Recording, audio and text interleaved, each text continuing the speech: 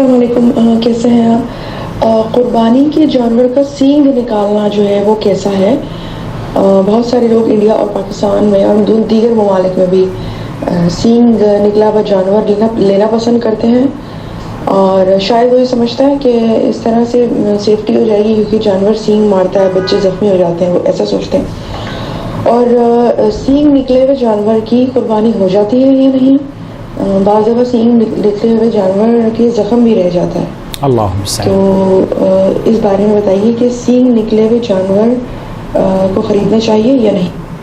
نحمدہ ونصلی علی رسولہ الکریم، اما بعد۔ یہ ہیں سمیرہ عزیز، سینئر صحافی ہیں اور سینئر چیئر پرسن ہے اپنے گروپ کی، سمیرہ عزیز گروپ کی۔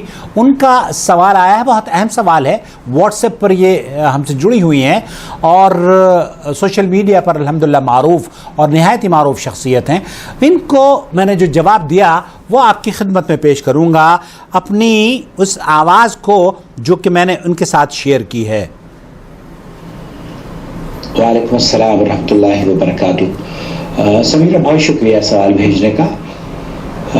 دراصل اس سلسلے میں ایک بنیادی حدیث میں آپ کی خدمت میں پیش کروں گا۔ سنن ابو داؤد میں حدیث نمبر 2802 پر ہے اور ابن ماجہ میں حدیث نمبر 3144 پر علامہ البانی نے اسے صحیح قرار دیا ہے۔ اللہ کے رسول صلی اللہ علیہ وسلم نے 4 قسم کی ایسی کمیاں ہیں جو جس جانور میں پائی جاتی ہوں اس کے لیے وہ منع فرمایا ہے۔ نمبر 1، وہ جانور، وہ کانا جانور جس کا کانا پن واضح ہو۔ وہ بیمار جس کی بیماری واضح ہو۔ نمبر 3، وہ لنگڑا جانور جس کا لنگڑا پن واضح ہو۔ اور چوتھا، وہ دبلا جانور جس کی ہڈیوں میں گودا نہ ہو، گوشت۔ تو یہ 4 چیزیں بنیادی طور پر آپ علیہ الصلوۃ والسلام نے فرمائی۔ ایک اور حدیث میں اللہ کے رسول صلی اللہ علیہ وسلم حضرت علی اس کو روایت کرتے ہیں، ابو داؤد میں اور ترمذی وغیرہ میں یہ روایت موجود ہے۔ بعض اہل علم نے اس کو ضعیف قرار دیا ہے، لیکن شیخ ابن باز اور شیخ صالح الفوزان حفظہ اللہ نے اس سے استدلال لیا ہے، جس میں حضرت علی رضی اللہ تعالیٰ عنہ کہتے ہیں کہ رسول اکرم صلی اللہ علیہ وسلم نے ان جانوروں کی قربانی کرنے سے منع فرمایا جن کے سینگ ٹوٹے اور کان پھٹے ہوئے ہوں۔ سینگ ٹوٹنے سے کیا مراد ہے؟ آدھے سے زیادہ سینگ غائب ہے، آدھے سے زیادہ سینگ ٹوٹ گیا ہے یا کان پھٹ گیا ہے۔ اگر کسی جانور کا سینگ نہیں ہے، شروع سے ہی نہیں ہے، اس کی قربانی میں تو کسی کو اختلاف نہیں ہے، وہ عیب تصور نہیں کیا جائے گا۔ لیکن یہ تو بہت بڑی حماقت کی بات ہے کہ ہم اس خدشے سے کہ جانور اگر گھر میں آ گیا سینگ والا تو ہو سکتا ہے اس کے سینگ سے ہمارے بچوں کو زخمی کر دے اور وہ تکلیف سے گزرے، حالانکہ ہم ایسی بہت ساری چیزیں اپنے گھروں میں لے کر آتے ہیں جن سے بچوں کو تکلیف بھی ہوتی ہے اور وہ زخم بھی لگ جاتا ہے ان کے لگنے سے، لیکن اس کے باوجود بھی ہم ان کو لے کر آتے ہیں۔ تو یہ تو بہت بڑی زیادتی کی بات ہے کہ قربانی کے جانور کو قربان کرنے سے پہلے ایک عیب اس کے اندر پایا جاتا ہے، ایک عیب اس کے اندر پیدا کیا جاتا ہے اور تکلیف سے اس کو گزارا جاتا ہے۔ حالانکہ اللہ کے رسول صلی اللہ علیہ وسلم نے احسن الذبیحہ کا لفظ استعمال کیا ہے کہ ہم جب ذبح کریں تو بہت عمدہ طریقے سے ذبح کریں۔